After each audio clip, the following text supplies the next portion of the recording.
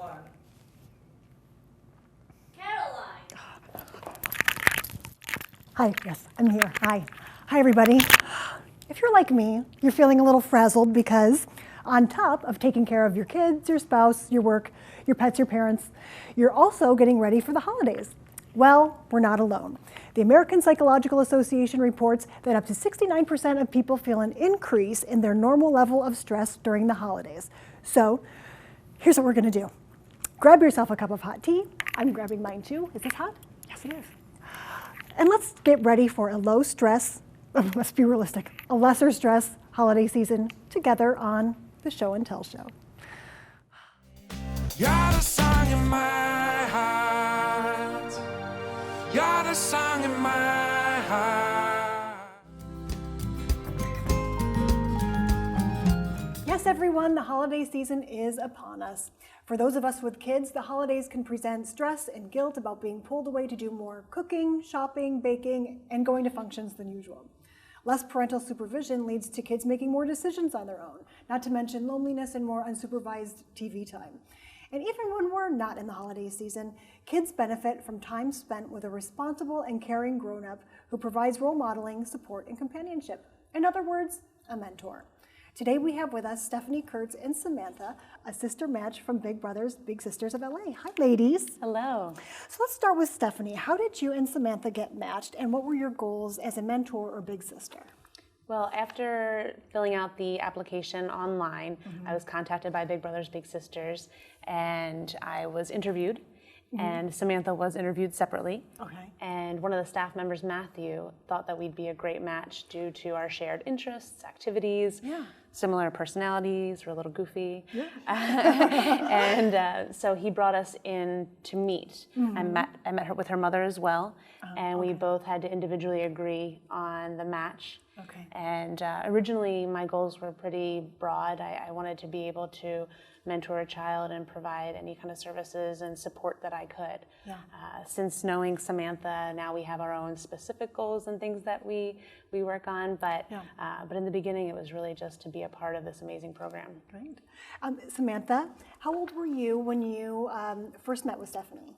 I was 9. 9, and how old are you now? I'm 12. You're 12. Okay, so for 3 years, that's a pretty substantial relationship. So what were you looking for in a big sister? I was looking for a role model, someone else to look up to other than my mom. Yeah. And since my family is very small, I've always wanted like a big sister. Yeah. Because I don't have a big sister or a little sister, so yeah. Yeah, it's nice to have someone else to bounce things off of and talk to and have fun with. Yeah. So what types of activities do you guys do together? We go to museums and I sometimes go to our house and then, to see your dog and, catch up. Yeah. You do activities like sporting events and things? Yeah. We do, yeah. Which were some of your favorites? My favorite one was when we went to the basketball game in Staples Center. The Clippers? The Clippers, Oh, yeah. cool. I think we have a picture of that one. Yeah. Okay. Great. Well, that sounds like a lot of fun. And Stephanie, what would you say, how would you say that your relationship as a mentor, your mentorship has changed? Now it's been 3 years that you guys have been together. How have things changed?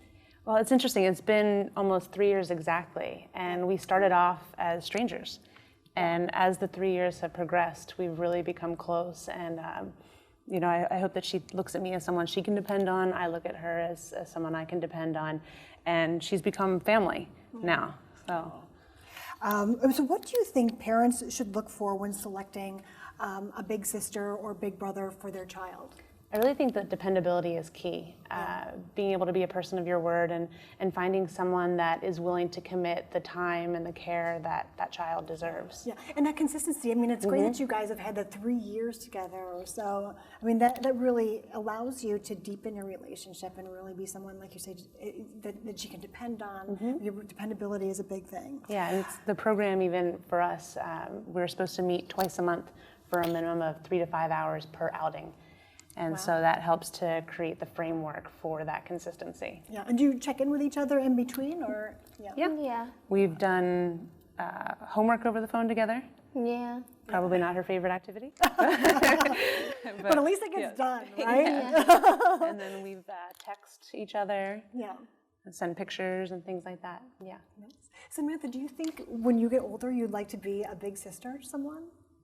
Yes, because, well, I would like to be a big sister because I would like to be a role model for someone, and I'd want someone else to look up to me. Yeah. And then you can provide the same type of service in a way that Stephanie has for you. It's nice to just provide that relationship. Yeah. I would really like to someone other than someone a little. And now you know what it was like to go through that whole experience, so you can really shepherd someone else along too. Yeah. Well, you guys are a great team. Thank you so much to Samantha and to Stephanie for being with us today. Thank you for having us. If you are looking for a mentor for your child, Big Brothers and Big Sisters of America requires references and background checks on all mentors.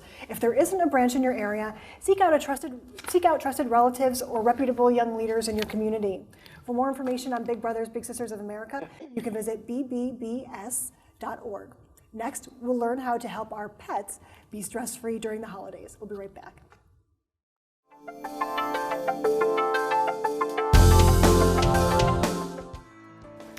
Did you know children who are read to on a regular basis have a higher success rate at school? Reading to kids provides countless benefits, including improved communications and cognitive skills, a better understanding of the world around them, and, best of all, a stronger relationship with you.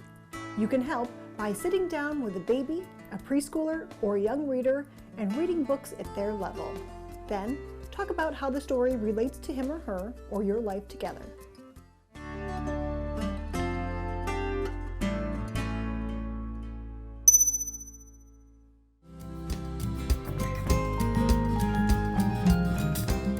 Jessica Powell from the Pasadena Humane Society and SPCA is here to give us tips to help get our pets through the holidays. Thanks for helping us, Jessica. Yeah, of course.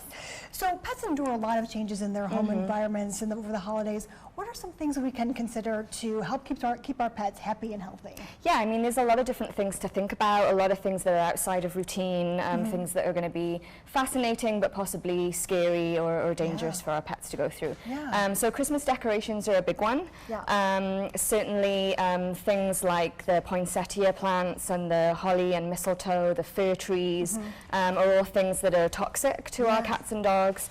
Tinsel is a really big choking hazard for cats. For many people, the holidays means traveling to visit family and friends. For those bringing pets along, what are some ways that you can suggest that we keep pets calm? There are a few options for stress relief, things such as the rescue remedy. You know, if you've got an anxious dog, perhaps you might choose to put a thunder shirt on. What's that? So basically, sort of how you might swaddle an infant. Okay. The way you sort of provide that pressure can provide sort of that feeling of security for your pet. Okay. And then certainly if you're using a carrier or something like that, or a crate, you might choose to put an old t-shirt that you've worn the night before inside. That's going to smell of you. That might make them feel a little calmer. It's not just traveling to another destination, but it's also people coming into your home as well.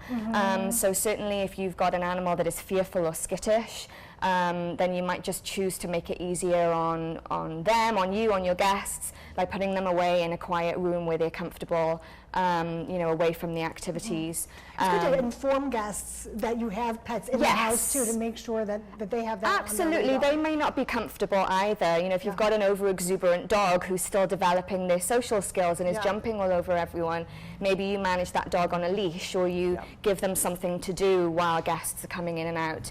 And certainly open doors are a really big thing. So definitely make sure that your animals are microchipped, they've got their collars and IDs on. We've got some lovely breakaway collars for the cats so they don't get stuck on tree branches and things. And certainly you want to be kind of considerate of the people around you too, you know, people that you're staying with or people that you're getting on a train or a plane with. You don't want to have a dog that's going to bark for the entire journey. Especially a long Yeah, trip, exactly. Yeah. So the holidays are a time when we have special foods we don't normally have around the house. What are Right. some precautions we need to take when we're considering our pets and the food that we're making? Yeah, certainly there are a lot of things. There's a lot of baking going on. There's a lot of meat items that are coming out that are going to be sort of tasty and smell really enticing to our animals. But there's a lot of things that are toxic, you know, like the raisins that go in our fruit cakes. Are toxic? Yeah, absolutely. Things like chocolate, certainly there's going to be a lot of alcohol flowing. You don't want anybody thinking it's fun to give your puppy a little taste of some beer or wine. Absolutely not. And then, you know, a common mistake, totally innocent, is that maybe it would be a fun, tasty treat for our pets to get the leftover bones, you know, and the fatty pieces and things like that. You know, on the sort of lesser concerning end of the scale, you've maybe got an upset tummy or some diarrhea that can be caused. But much more dangerous to be thinking about are like the bones that can splinter very, very easily and get lodged in the throat or the gut. And finally, the holidays is a time of gift giving for many. How can we include pets in the fun? What are some gift ideas? that Oh, you there's might a have? ton of options for gifts for pets. You kind of maybe want to, you know, ask the parent maybe what their considerations are. Some people get very annoyed by squeaky toys, or they don't like things that are easily destroyed and are going to leave a mess. You want to consider the size of the animal. You know, things that they can work for as well. So like we talked about earlier, a dog that needs something to do while people are arriving might want to, great mental stimulation and something to work on. And obviously we don't want to leave the cats out either. So anything small, shiny, like the little mice and the little sort of wands and things that you can get them to chase. Impulse oriented. Yes, right? exactly. That Flashing. stimulatory effect. And also more functional items can be great gifts as well, right? Harnesses, leashes. Absolutely. I think we have a model, right? We do. So this is Donnie. Hi, baby Donnie. boy. He's a 1-year-old blue-nosed pit bull. Okay. Here at the shelter. He's been here for about a month and a half or so. Modeling a lovely blue harness. Yes, exactly. This is one of our more modern, sort of very, very positive reinforcement-based harnesses that clips here in the front. So definitely a really good gift, a really good option for a dog that likes to pull or is a little stronger on the leash, even for our little guys sometimes. It distributes the weight, it seems a little bit maybe better. It makes It it easier does. for people to walk. Yeah, it gives you control over the entire body rather than trying to fight those strong neck muscles all the time. And again, you're not putting any pressure on the throat. You're not having to use corrections and things that are a little bit old-fashioned and aversive. So it's just a really nice piece of equipment. And more comfortable for the dog. Yeah, these days. absolutely. Jessica Powell, thank you so much for these great tips. You're absolutely welcome.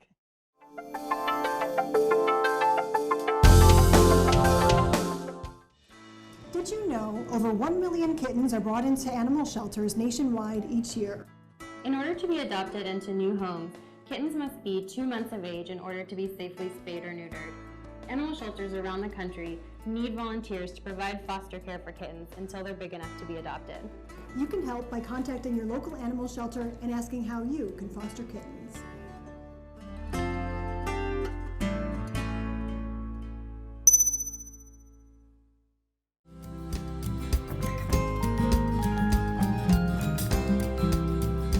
Throughout the holiday season, we have opportunities to reconnect with family and friends, young and old. We at the Show and Tell Show have been reading a lot in the news about senior fraud and identity theft risks. And holiday visits can be a good time to find out if someone you know has been a victim or is at risk.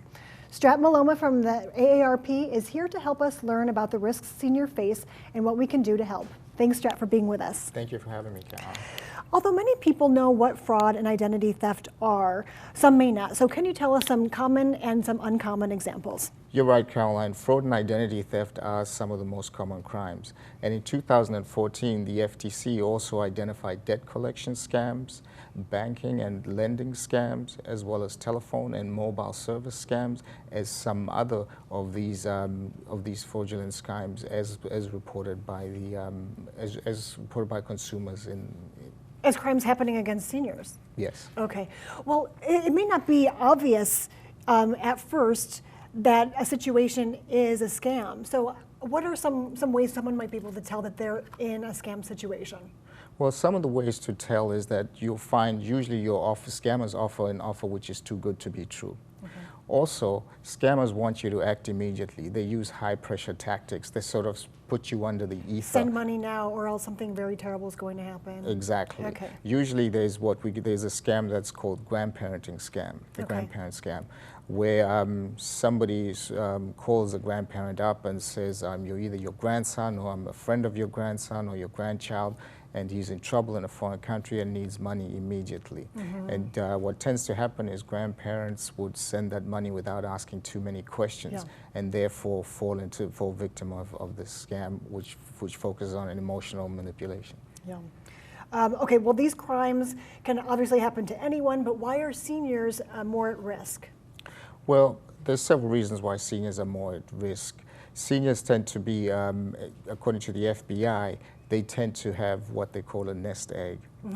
They also tend to own their own home. They tend to have excellent credit, which the con artists make them a perfect target. Seniors also tend to not report crime as much. They also tend to be very trusting and polite, and therefore find it difficult to say no or to hang up a phone when a scammer calls them. And also, seniors tend to not report crimes because they don't want to feel embarrassed of becoming a victim of crime. So these are some of the facts that make them more vulnerable to crime. That makes a lot of sense too. And we were talking earlier, you said that that seniors might not also want to admit that they've been involved, they've been scammed because they don't want others to think that they're not capable of managing their own finances. That's absolutely or being true. Independent. That is true. A lot of seniors tend to hide that away because the way they see it is if they admit to it or if they report it or share it with loved ones, there's a concern that they may not lose their independence. Have their mental faculties to look after the rest of their financial affairs. Okay, so the AARP has developed the Fraud Watch Network to help combat this crime. Tell us about what that is. Well, the Fraud Watch Network is a national campaign which basically provides resources and information to members of the public so that to help them keep safe, to protect them against fraud and crime, them and their families. It's a service that's available to anybody through the Fraud Watch Network. You can get fraud alerts. You can learn about active scams in your neighborhood. You can also speak to somebody get information and counseling and advice by calling our Fraud Watch helpline in terms of asking them what you're concerned about, any fraud issues in your neighborhood. Okay, so during the holidays, people will be visiting their relatives. They'll be seeing senior relatives and friends. What are some signs that people can be on the lookout for that their loved one might be a victim of a crime? Well, some of the telltale signs include a change in their lifestyle, really. Not being able to pay basic bills, which in the past they used to be able to pay. Seeing a lot of phone call solicitation, noticing that in offers of, they've won prizes for competitions that they haven't entered in, pressure for them to act immediately.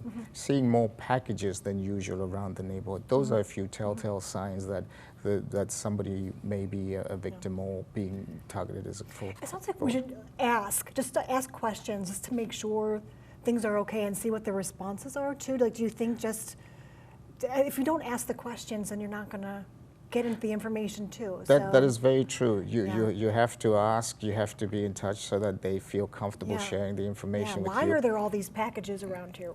That's true. That's true. Ask the question. And not be afraid to. And also for seniors too, when being solicited, they should either hang up or ask a lot of questions, especially when folks are soliciting them for information. There are folks that they don't know if they receive that phone call. Don't just volunteer that information. Ask who you're from, if they can call you back, and so forth. Yeah, those are good preventative measures. So what do we do if we think we're being a victim of a crime right away? Call the police. Call the police is the first thing. Report the 911. crime. Report the crime Yeah. to your local law enforcement. Then we also invite victims to visit to connect with our Fraud Watch helpline, where they can get information, speak to a counselor, and also get resources on who to contact for their particular situation. Okay. Stuart Malona, thank you so much for this very important information. Thank you very much for having me. Okay, and for information about the AARP's Fraud Watch Network, you can visit aarp.org/Fraud Watch Network. We'll be right back with some quick and easy ways to create holiday floral arrangements for your home, because who doesn't love quick and easy? Stick around.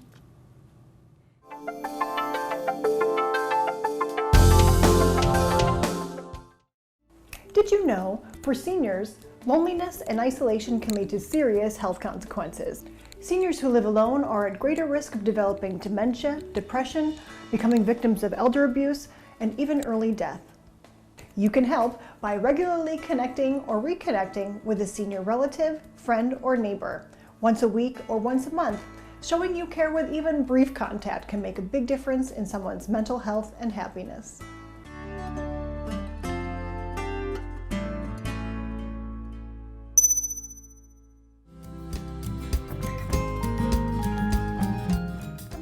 The holiday season means entertaining family and friends at our homes. On top of making great dishes and getting our homes in order, wouldn't it be great to add decor beyond the Christmas tree or menorah to make the occasion more special? But who has time?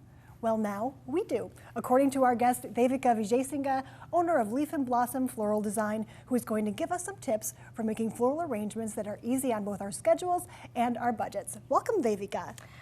Thank you for having me, Caroline. Thank you for being here. So what are you going to show us today? Well, yes, the holidays are fast approaching, and as a florist, I feel that no event is quite complete without flowers in your home.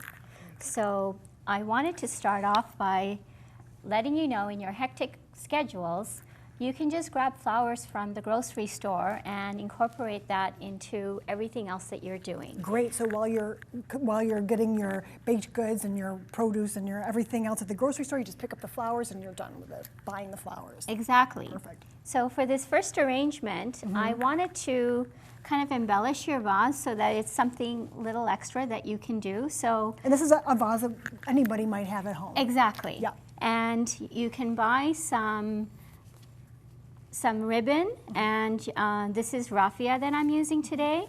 And so I've already wrapped the ribbon around the vase, and I'm just going to finish this Thanksgiving arrangement with wrapping the raffia around here. And the holiday time, you might already have some ribbon at home. Yes, I save everything, Yeah, me too. and then I can just grab it when I need it for whichever occasion. Yeah. It's nice for an instance like this where you just need a piece. Exactly. And you just use one like a remnant from something that you already have at home. Perfect. Exactly. So here we are. Cute. It's all ready to go. Nice. So I'm going to show you the first arrangement, and I thought it would be really easy if we just used monochromatic flowers. So one of the things that is really easy is that when you're doing arrangements, just keep everything about the same height if you're not really sure what to do. So let's Yeah, sometimes when you buy a bouquet at the store or wherever, it comes in varying levels, and it's hard to know what to do with that. exactly. So Keep it all the same level. exactly. So I'm going to start off by greening up this arrangement, Okay.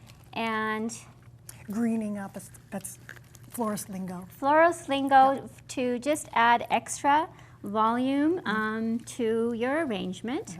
And I'm working with yellow roses and some lilies that haven't quite opened up yet. That's nice so that they open up a little bit later. You don't have to be right on time with that, because you can do it the day before. You can do it the day before, and the day of is just going to look so beautiful.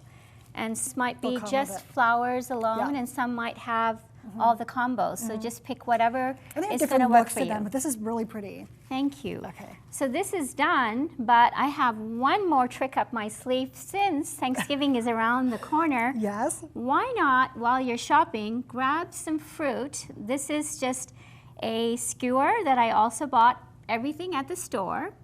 And we're just going to add a little extra fun here. That's so cute. And so you could do that with little oranges or apples or something. Yes, you can. That's really cute.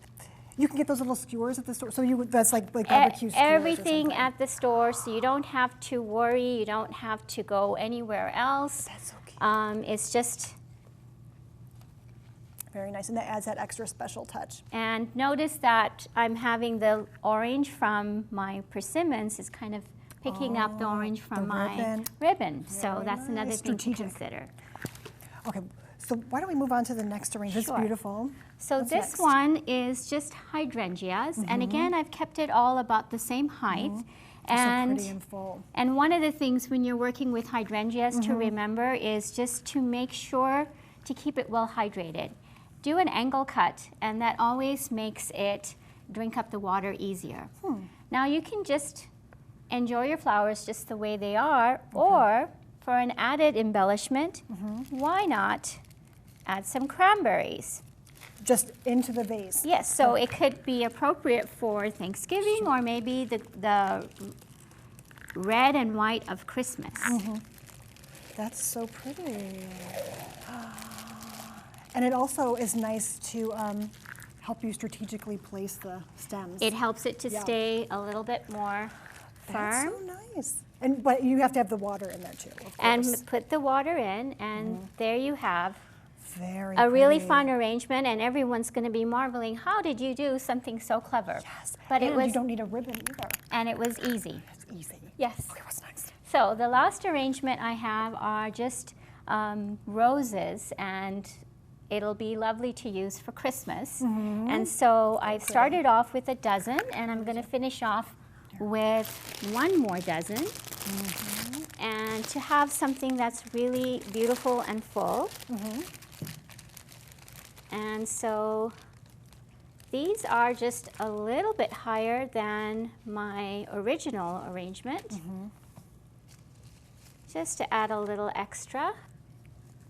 And so here we have 2 dozen roses to put anywhere you would like in your home. But I have one more embellishment I want to show you just to add that extra bling. Okay. For the holidays, of course, we need a little bling. I've gotten these at a craft supply place, and we're just going to add some beautiful glittery gold leaves just to add that extra sparkle to your home. So if you have time to stop at the craft store, you can also just add Yes. some other little things you can add as well. Devika, these are all so beautiful. I feel newly inspired and empowered to add floral arrangements to my holiday to-do list. Thank you so much. Thank you for having me, Caroline, and this is so easy. Any of you can do this and make your guests feel so special. Devika Vijaysinga of Leaf and Blossom Floral Design, thank you. And for more information about Leaf and Blossom, please visit leaf-blossom.com. Well, everyone, that's all the time we have for today. So time to put down that tea and get back to work. Best of luck with your holiday planning. We'll be thinking about you as we do ours. Please keep in touch with us by visiting our website at theshowandtellshow.tv, on Twitter at TV Show and Tell, and on Facebook. See you next time, everybody. Bye-bye.